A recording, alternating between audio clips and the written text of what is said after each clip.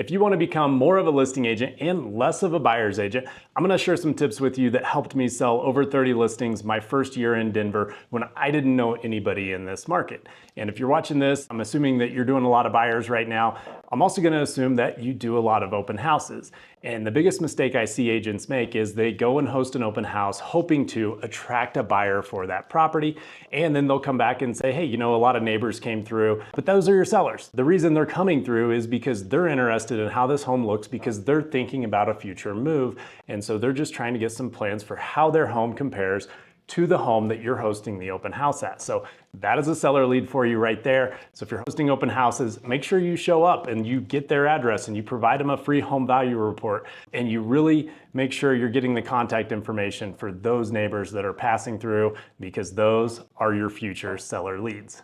Now, whenever I moved to Colorado, didn't have anybody in town that I knew, and so I knew I had to take massive action, and I knew the quickest way to build a business was through sellers. And so what I'm going to talk about, it's not sexy, it's not AI, it's not YouTube, it's not social media, but it is the fundamentals of real estate that go back a long time. And so first off is expired listings. Now, these are people who have been on the market, their home didn't sell, so they are very motivated. I know most people, they're just so turned off by the thought of working with expired listings.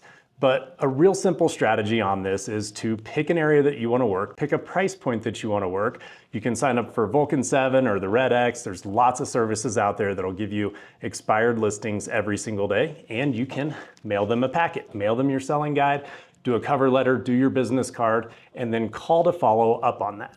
And so whenever you reach out, hey, it's Cameron at Colorado team. I mailed you guys my selling guide. I noticed your home came off the market. I'd just like to talk to you about relisting your home with a new approach, because I can see, you guys are motivated. You want to get this sold. We just need to reposition you with a more proactive marketing plan and with a new price. And so it's super easy to get in with expireds, and it's super cheap to get in with these leads as well. Now, the next one is for sale by owners. And same thing, like a lot of people don't want to work these because they feel like they're going to get beat up on commission. But what I found is most of them are going to hire an agent within the first 3 weeks. So the call is super simple. Hey, I noticed your home is up for sale and you're selling it for sale by owner. I'm just curious, what are your plans for the home if you're unable to get it sold on your own? And they kind of share, we'll probably list with an agent, is what most of them respond with. So, okay, great. Would you mind if I sent over a proposal so that I can show you exactly what I can do to get your home sold? And at that point, you do a home value report for them, provide them with a seller net sheet so they can see how much they're gonna walk away with at closing, and your selling guide. And so now you're gonna walk in and you're gonna have that appointment.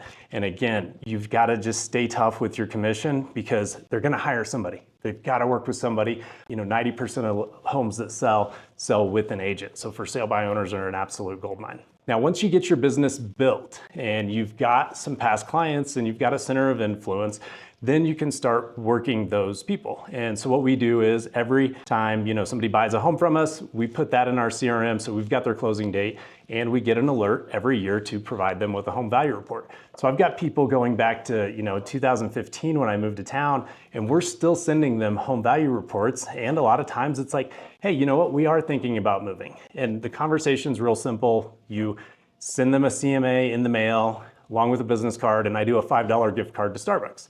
And then I'll just call them, say, hey, happy home anniversary. Hope you guys received the CMA. Just curious, if you guys were to move, what would you be looking for? And what's kind of your dream home? What's the next step? Do you want an investment property? Do you want to downsize? Do you need to upsize? But it's a great way to stay in touch with those people who already know, like, and trust you. So use these pillars to get started and become more of a listing agent. If you have any questions about real estate, give me a call.